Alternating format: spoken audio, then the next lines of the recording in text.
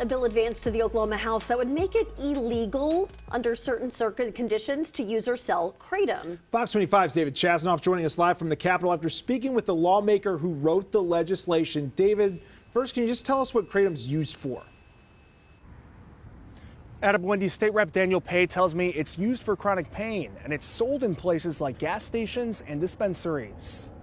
11 yeas, 2 nays. Will court your bill out as a do pass? With this bill, we're fine-tuning it and making sure that it remains strong when it comes to the foundation of regulations and best practices for this industry. State Rep Daniel Pay helped write a bill which would make it illegal to use or sell kratom if it's synthesized. The industry is growing, and now it's our job to make sure that the proper regulations in place and that consumers are protected at the end of the day. It would also make kratom illegal if it has more than 1% of 7-hydroxy, which is one of the main ingredients. We certainly want to make sure we incorporate as many good practices as possible for this type of legislation. The Oklahoma Bureau of Narcotics tells Fox 25 it supports this measure, calling it a positive step toward protecting the public from another potentially dangerous, unregulated, high-potency drug being sold in Oklahoma. Some lawmakers shared similar concerns during a Health and Human Services Committee meeting Monday afternoon. Why is this not regulated when it can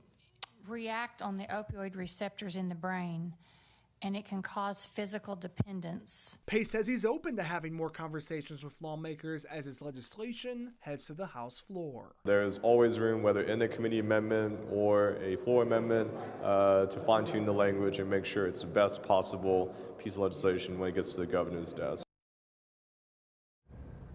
Pay tells me his bill should be heard on the House floor within the next 2 weeks. Reporting live at the state capitol, David Chasanoff, Fox 25 News.